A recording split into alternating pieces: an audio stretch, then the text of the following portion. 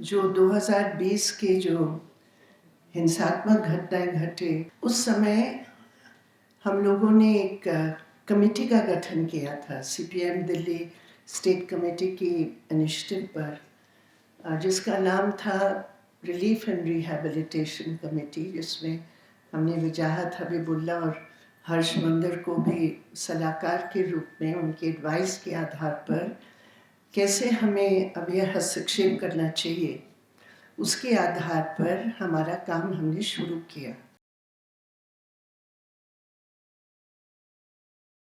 पिछले 6 सालों में जो 53 परिवारों में एक्चुअली 54 परिवार थे, एक और था साथी आसिफ बोलकर, जिनकी डेथ रजिस्टर ही नहीं हुआ। तो 53 नहीं, एक्चुअली 54 मृत्यु हुए थे। तो अभी 54 में अभी हमारे संपर्क तमाम परिवारों के साथ है और बहुत जिंदा संपर्क अभी 25 परिवारों के साथ है, जिनके 64 बच्चों को एक स्टूडेंट स्टाइपेंड के रूप में अभी दिया जा रहा है। और केसेस के बारे में भी कुछ फॉलोअप हमारी तरफ से हुई है और उसके आधार पर अभी मैं आपके सामने, जो मैं समझती हुई तमाम साथियों ने, देव ने, जस्टिस लोकूर ने जो बातें यहाँ रखी है, उसको आगे बढ़ाते हुए मैं 3 मुद्दे आपके सामने रखना चाहती हूँ।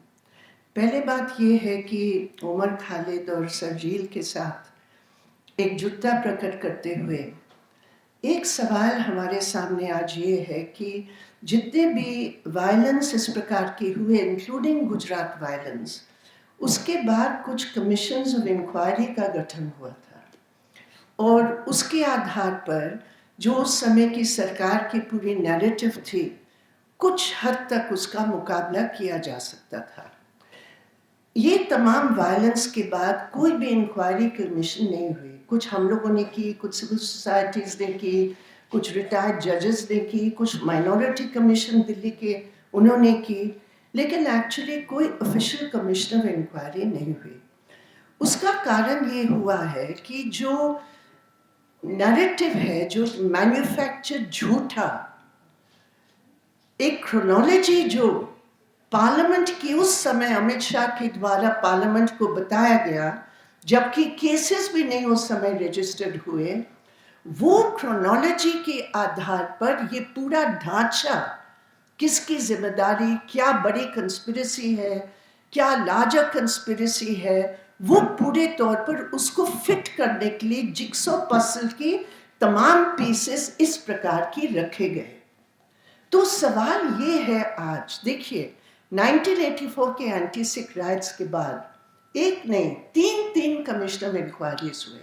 पहले Ranganath Mishra commission of inquiry, उसके बाद नानावती कमीशन ऑफ इंक्वायरी, उसके बाद जब उससे भी सेटिस्फैक्शन नहीं हुआ कि बहुत सारे मुद्दे रह गए हैं, तो फिर एक एसआईटी को बनाया गया जो सुप्रीम कोर्ट की देखरेख में हुआ। लेकिन यहाँ दिल्ली में आप देखिए, जितने भी हम लोग बोले, ये पूरे सभी को ये जानकारी है कि ये पूरे तौर पर एक राजनीति है, एक बीजेपी आरएसएस की राजनीति है, जो दिल्ली के चुनाव की प्रचार से एंटी सीए मूवमेंट के खिलाफ शुरू है। ये सब हम जानते हैं, यहाँ मुझे उसको दोबारा बताने की जरूरत नहीं है। लेकिन क्योंकि इसके काउंटर में कहीं भी कोई इंक्वायरी नहीं हुआ, आज भी कोर्ट्स में अगर आप देखेंगे, जब बेल पिटिशन रिजेक्ट होता है, तब भी लार्जर कंस्पिरेसी के नाम लेकर चल रहा है। तो मैं ये समझती हूँ आज भी, क्योंकि 1984 के एंटी सिख वायलेंस के बाद अगर 2000 में कमीशन ऑफ इंक्वायरी का गठन हो सकता है, तो 2020 में, 2026 में क्यों नहीं कमीशन ऑफ इंक्वायरी का गठन हो सकता है? और मुझे लगता है उस काउंटर के रूप में, क्योंकि इसके पीछे जो राजनीति है, इसके पीछे जो हम सब जानते हैं, जो पॉलिटिकल लीडर्स की उसमें जो हिस्सेदारी रही, मैं आपको बता, हर्ष ने भी केस लगाया, हमने लगाया। मेरा केस मैं आपको बता रही हूँ, ये वायलेंस के नहीं, कपिल मिश्रा का आपका था, मेरे उससे पहले था। जनवरी अंत में इलेक्शन की समय जब अनुराग ठाकुर और परवेश वर्मा और भी जो बीजेपी के लीडर्स हैं, उन सब के नाम यहाँ बताने की ज़रूरत नहीं है। हम लोगों ने डिस्कस करके, हम एसएचओ से लेकर पुलिस कमिश्नर, उसके बाद राउस एवेन्यू कोर्ट, उसके बाद दिल्ली हाई कोर्ट, और अभी हम सुप्रीम कोर्ट में हैं। अभी पेंडिंग है वो केस हेट स्पीच के खिलाफ। और हेट स्पीच के खिलाफ जो केसेस है, एक लीगल मुद्दा उठता है। अगर ये माना जाता है थ्रू लीगल प्रेसिडेंट कि हेट स्पीच और वायलेंस का इंसाइटमेंट का एक संपर्क है, जो नोटोरियस एफआईआर उमर के खिलाफ और बाकियों के खिलाफ यूएपीए में लगा है, उसका एक बहुत बड़ा मुद्दा है hate speech and incitement to violence, वो लगा है। लेकिन जो एक्चुअल हेट स्पीचेस के एफआईआर तक दर्ज नहीं हुआ। आज हम सुप्रीम कोर्ट में हमारा केस पेंडिंग इस बात की है, किस बात की, not whether hate speech is given और नॉट, लेकिन FIR without sanction complaint FIR दर्ज हो सकता है कि नहीं।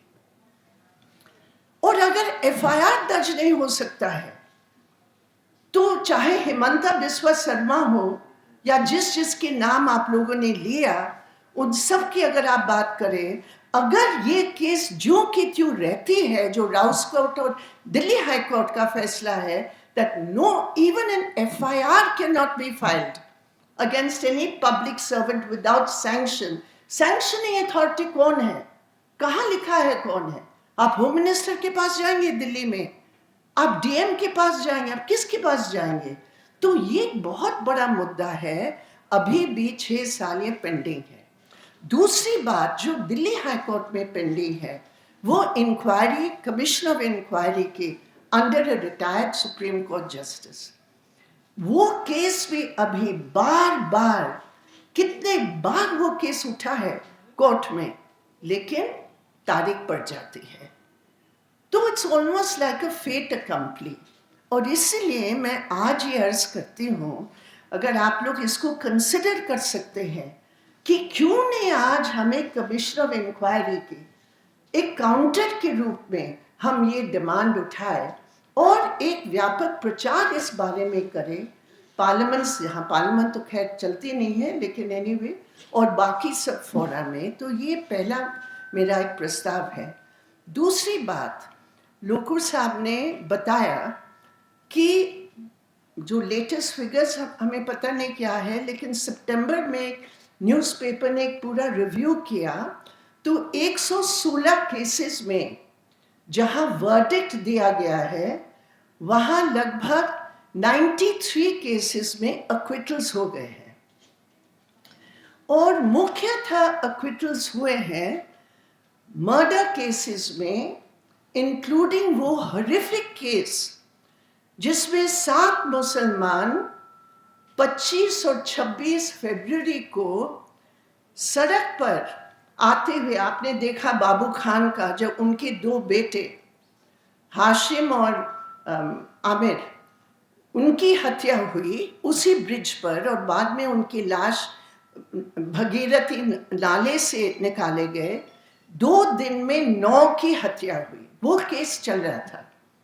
उस केस में हमारे एक साथी गवाह भी हैं। अभी गवाही के बारे में कोर्ट क्या कहता है, उनका एक व्हाट्सएप ग्रुप था, हिंदू कट्टर हिंदू एकता, एक व्हाट्सएप ग्रुप। आप लोगों ने देखा उनका फिल्म बाबू खान का। तो ये कट्टर हिंदू एकता ग्रुप का व्हाट्सएप में एक्चुअल मर्डर मैसेजेस पाए गए, फलाना जगह पर इसका मर्डर हुआ, शाबाश फलाना को, एटसेट्रा। बहुत ग्राफिक डिटेल मैसेजिंग व्हाट्सएप पे। लेकिन जज साहब क्या कहते हैं, उनकी बड़ी वाली ऑर्डर में वो कहते हैं कि कोई विटनेसेस सही नहीं मिले और व्हाट्सएप कोई सबूत या एविडेंस नहीं है, इसलिए 12 के 12 लोगों को रिहा कर दिया। अब इस केस में व्हाट्सएप एविडेंस नहीं है, लेकिन उमर खालिद के केस में न स्पीच कुछ मिला है और कुछ नहीं मिला है, केवल सॉलिडारिटी के मैसेजेस मिले व्हाट्सएप पर, बट वो उनको दोषी ठहराने के लिए सबूत माना जाता है। तो ये पूरे डबल स्टैंडर्ड्स है।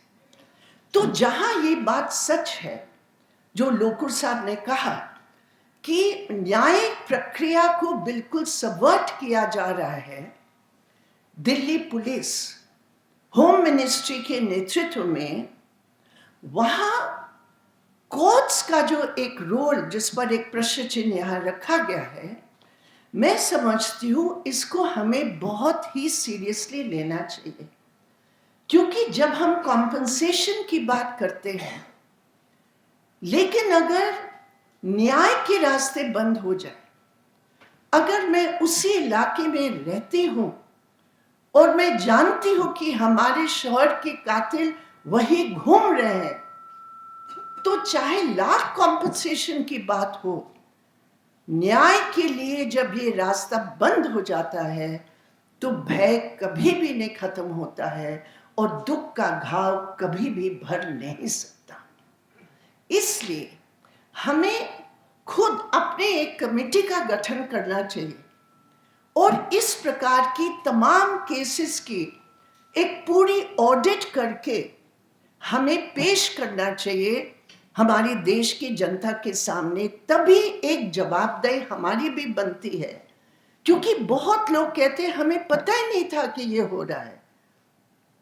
तो अगर हम इस प्रकार की एक ऑडिट, दिल्ली वायलेंस और उसके खिलाफ जो सजा होनी चाहिए जो नहीं है, अगर हम समय समय पर उसको पेश करते हैं, जो हम कोशिश करते हैं, और व्यापक अगर हम करें, मुझे लगता है ये जो गैप है न्याय का, कम से कम हम उसको चुनौती तो दे सकेंगे।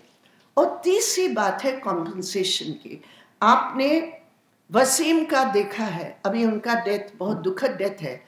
मैं भी समझती हूँ उनकी आंखों न रहने के कारण उनका डेथ हुआ है, नहीं तो एक्सीडेंटल टेरेस से गिरना।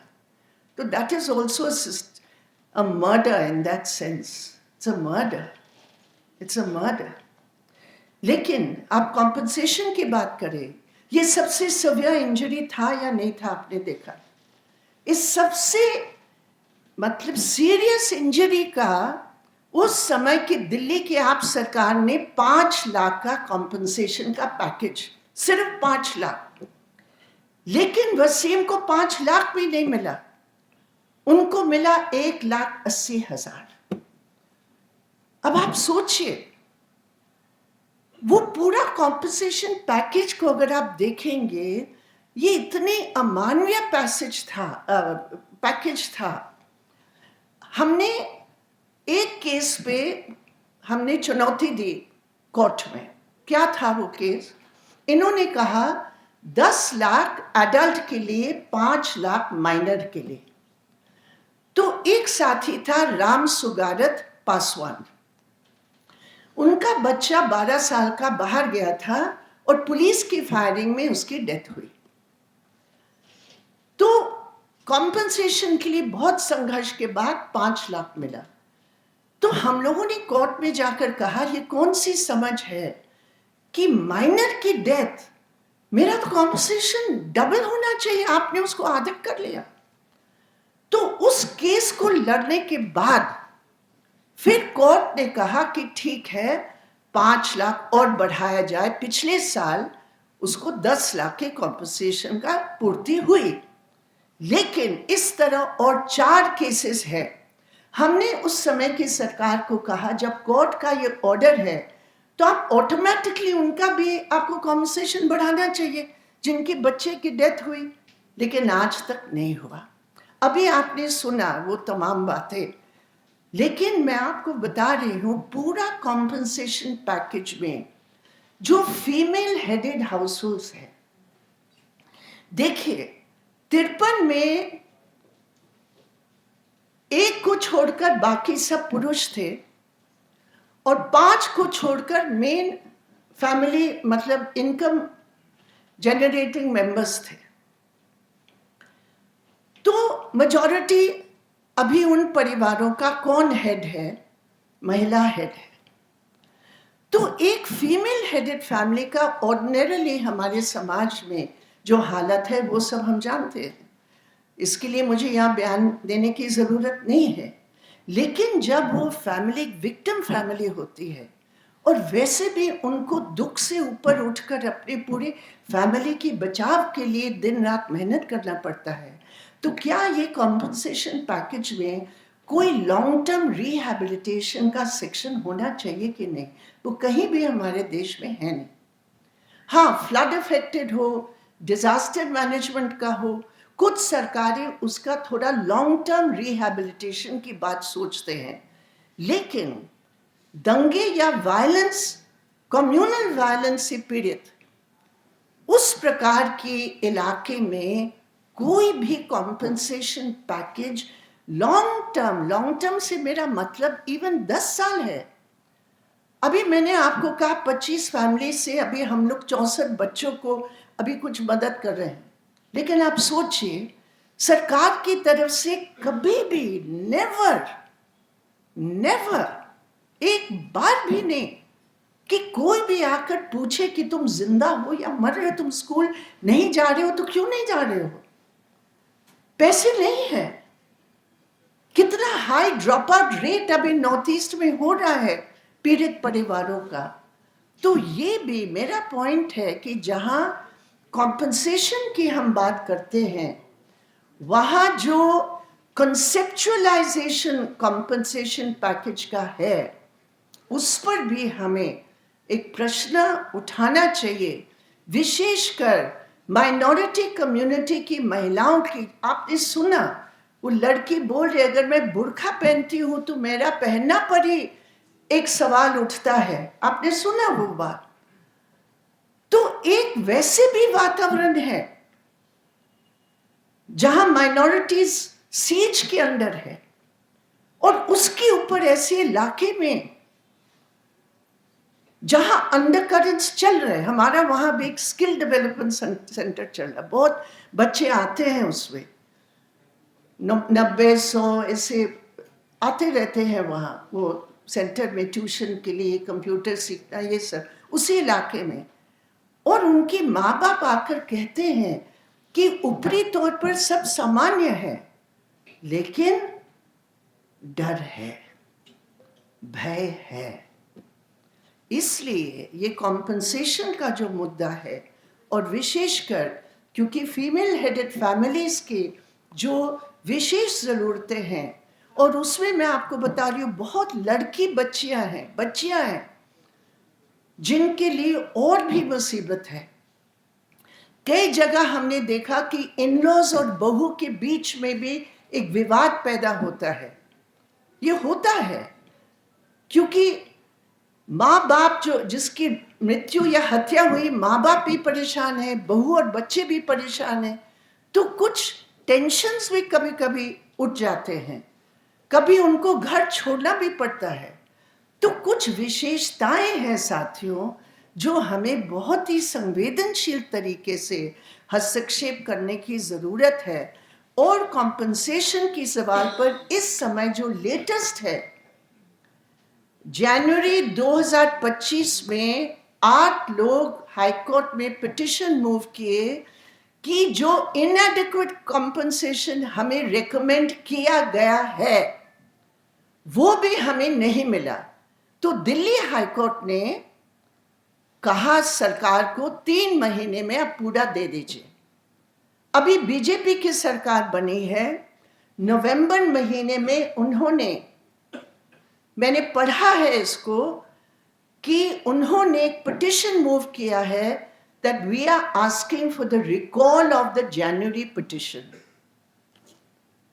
So even the inadequate recommendation of the government commission of inquiry, even that which the court said has to be given in 3 months.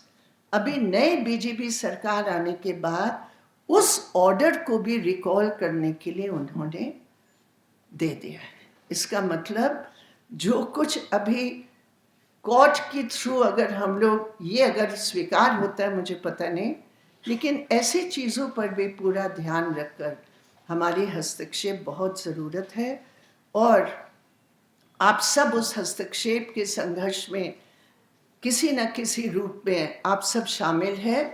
तो ये तीनों मुद्दों को लेकर अगर हम लोग कुछ कारगर हस्तक्षेप एक साथ मिलकर कर सकते, थोड़ा काम का बंटवारा करके, तो मुझे लगता है कि न हम भूलेंगे न हम दिल्ली वालों को भूलने देंगे। और हर्ष को मैं एक बार फिर धन्यवाद देना चाहती हूँ।